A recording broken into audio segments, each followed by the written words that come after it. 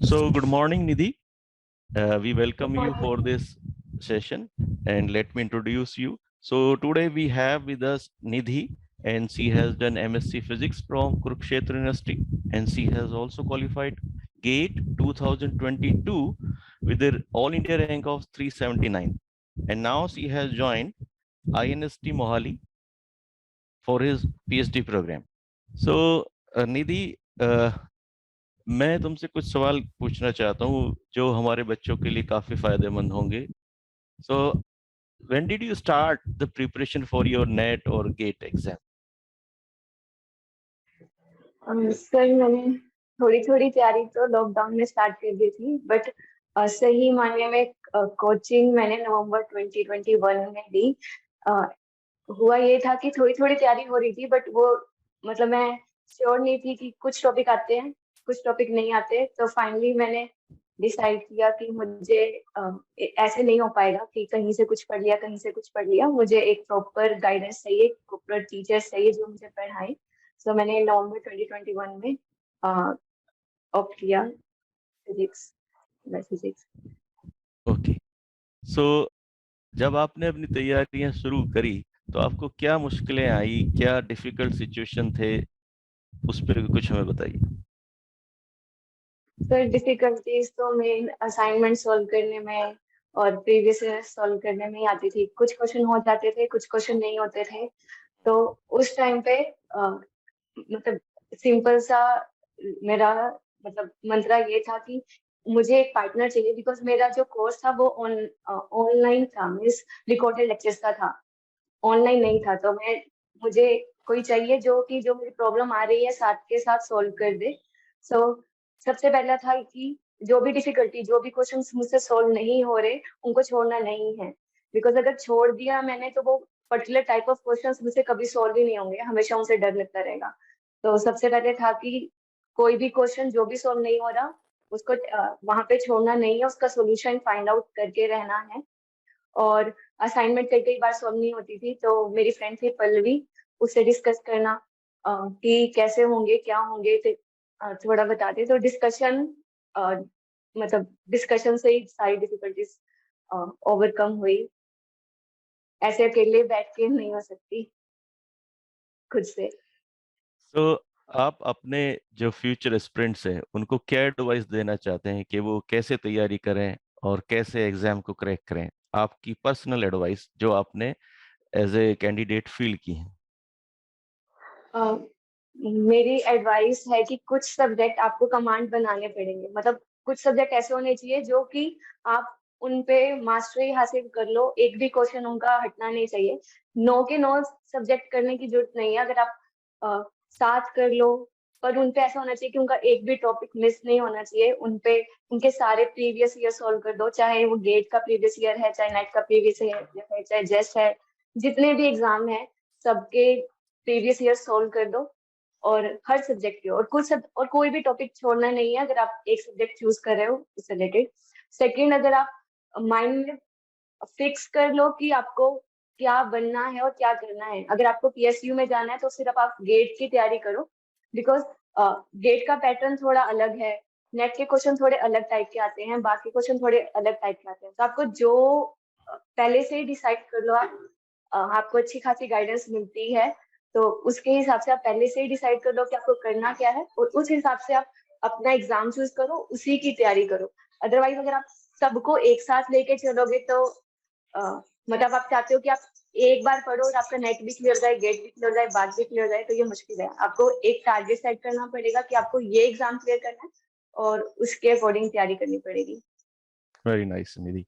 Now, my another question to you is, what is your experience related to our career counseling, which we provided you throughout your course, and interview support program?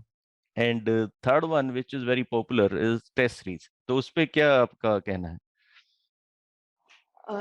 Test series मतलब test series बहुत useful थे. मैंने उनको solve test भी दिए, मैंने उनको solve भी किया. कई बार ऐसा होता था कुछ टेस्ट के क्वेश्चन गलत हो जाते थे, तो उनको जो गलत होते थे उनके सॉल्यूशन देख के उनको नोटबुक पे मैं लिखती भी थी सारे क्वेश्चंस को, ताकि मैं उनको जब रिवीजन करूँ तो मैं एक बार क्वेश्चन को देख लूं कि हाँ ये फॉर्मूला लगा था, ये क्वेश्चन इंपॉर्टेंट है, ये टेस्ट सीरीज में था। सेकंड, जो इंटरव्यू सेशन था, मॉक इंटरव्यू सेशन, वो मेरे लिए बहुत ही ज्यादा यूजफुल था इंटरव्यू की तैयारी के लिए। बिकॉज नेट नेट गेट की तैयारी करते हुए मैं मेरी कमांड न्यूमेरिकल्स पे बन गई थी, बट थ्योरी लैक कर गई थी। मीन्स ऐसा था कि जैसे कि फॉर एग्जांपल एसटीआर है, एसटीआर के मैं सारे question, special theory of relativity, इसके मैं सारे न्यूमेरिकल सॉल्व कर सकती थी बहुत आसानी से। सारे फॉर्मूला याद थे, सारे न्यूमेरिकल प्रीवियस ईयर सारे अच्छी तरह से निकलते थे, एग्जाम में भी मैंने बहुत आसानी से सॉल्व कर दिया। बट इससे रिलेटेड अगर कोई इंटरव्यू क्वेश्चन आ जाए तो मैं वहां अटकती थी। बट उस मॉक टेस्ट की वजह से मैंने सारे ही तीनों दिन अटेंड किया था, और जो भी दूसरे बच्चों से पूछ रहे थे मैं उनको नोट डाउन करती थी प्रॉपरली अपने नोटबुक पे वो क्वेश्चंस, और जो मेरे पर्सनल मुझसे पूछे गए वो सारे क्वेश्चन भी मैंने आफ्टर इंटरव्यू नोट डाउन किए। वो क्वेश्चन के सारे मैंने सेपरेट नोटबुक लगाई, उनके सॉल्यूशन जो मुझे पता थे वो नहीं लिखे मैंने, बट जो मुझे पता नहीं थे उनके सारे मैंने आंसर लिखे, और फिर उनके जैसे और क्वेश्चन बनाने की कोशिश की। और मुझे सच में बहुत हेल्प मिली कि कम टाइम में मेरा इंटरव्यू क्लियर हो गया। अदरवाइज मुझे पता नहीं कितनी ही बुक्स पढ़नी पड़ती, कितनी रेफरेंस बुक है, वो आप नहीं पढ़ सकते इतने कम टाइम में, और उनकी लैंग्वेज भी बहुत टफ है। तो मुझे निधि, बहुत ज्यादा हेल्प मिली। जी हम्म, सर। तो जो इंटरव्यू सपोर्ट प्रोग्राम था, तो उसमें हमने आप लोगों को तैयारी कराई, क्वेश्चंस पूछे, so yes were sir. They really useful? Yes sir, मतलब for me they were very very useful. Means ऐसा था कि कुछ क्वेश्चंस तो डायरेक्ट मुझे ऐसा लग रहा था कि हाँ ये क्वेश्चन तो मु- आ सकता है और मुझे इसका आंसर पता भी नहीं है। मीन्स क्वेश्चन ऑब्वियस था, बट आंसर मैं किस तरीके से दूं, किस तरीके से दूं। फिर क्योंकि वो क्वेश्चन अब मेरे पास लिस्टेड थे तो मैं उनके सॉल्यूशन देख के तैयारी करती थी, और उनकी वजह से मेरे काफी सारे कंसेप्ट बहुत जल्दी रिवाइज हो गए। तो जब आपका मतलब इंटरव्यू हुआ, तो आपको उससे रियली कुछ बेनिफिट हुआ? यस सर, कुछ क्वेश्चन थे जैसे एक्सआरडी का क्वेश्चन सर ने पूछा था, हम्म। एक दूसरे बच्चे से, मुझसे नहीं पूछा था। But definitely. हाँ वो क्वेश्चन वहां पे आ गए, एक्सआरडी पीक्स इंटेंसिटी क्यों चेंज होती है, ये क्वेश्चन डायरेक्ट मेरी नोटबुक पे लिखा था, और वहां हम्म। पे उन्होंने मुझसे पूछा। तो ऐसा था कि हाँ मैं बताऊंगी, मुझे आता है। वेरी इसी नाइस, का तो मैं वेरी वेट कर रही थी। correct, correct. So very nice, Nidhi. So finally, last question. I will not take much time of yours. So what is your overall experience with our physics institute, your physics institute? Sir मेरा overall experience बहुत ही ज्यादा अच्छा था। मतलब being and recorded, मतलब मैं online batch की student नहीं थी, रिकॉर्डेड बैच की थी, बट फिर भी मुझे मुझे कभी भी कोई डाउट होता था, ऑब्वियसली डाउट सेशन लगते थे, बट उससे पहले जब सेशन नहीं लगते थे फिर भी कभी डाउट होता था, कुछ समझ नहीं आता था।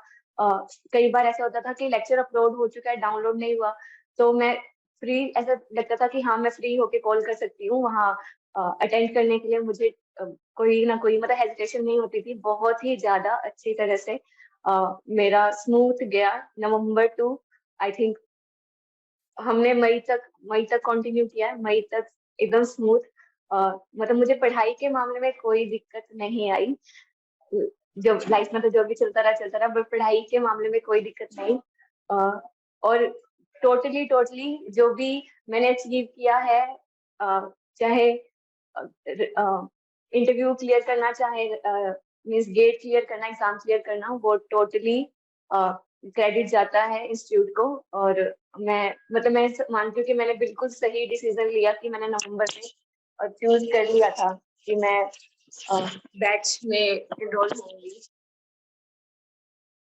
ओवरऑल एक्सपीरियंस फिजिक्स इंस्टीट्यूट के साथ तो मेरा बहुत बहुत ज्यादा अच्छा था। जितने भी, चाहे मेरा मीन्स गेट क्लियर करना हो, चाहे इंटरव्यू क्लियर करना हो, वो सारा क्रेडिट टोटली टोटली इंस्टीट्यूट को ही जाता है। मीन्स जब टाइम था मॉक इंटरव्यू का, तब जो मेरा लेवल था बिल्कुल जीरो था, मीन्स मुझे कुछ भी नहीं आता था। और वो जो सेशन था उसमें भी मैंने अच्छा परफॉर्म नहीं किया था, बट हाँ उसके बाद से ही पता लगा कि हाँ मैं कितने पानी में हूँ और मुझे कितने तैयारी करनी और है।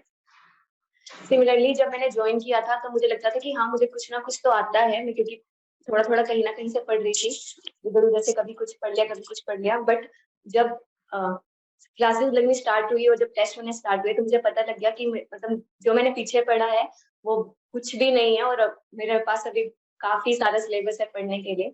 और मुझे लगता है कि मैंने नवंबर में फैमिली को बोला कि मुझे ज्वाइन करना है इसमें। वो मेरा बेस्ट बेस्ट डिसीजन था कि मैंने ज्वाइन कर लिया, क्योंकि अगर मैं नहीं करती और लेट करती तो मेरा ऑब्वियसली नहीं होता क्लियर, और मैं आज किसी इंस्टीट्यूट में नहीं enroll हुई होती। यू आर तो नॉट इन किसी इंस्टीट्यूट, आप बहुत अच्छे इंस्टीट्यूट में है, करेक्ट। हाँ जी सर, क्योंकि वो मैंने नवंबर में डिसीजन ले लिया, इस वजह से अगर मैं थोड़ा भी लेट होती, दिसंबर या जनवरी में रहती, तो फैब का एग्जाम क्लियर नहीं कर पाती और फिर कहीं भी अभी मैं बस तैयारी कर रही होती शायद। Very nice. So Nidhi, thank you so much for giving your time to us or for your institute, your own institute. And once again, congratulations to you and best of luck for your future. And don't forget us, be in touch with us. We wish a very bright future for you, Nidhi. Thank you so much for giving your time.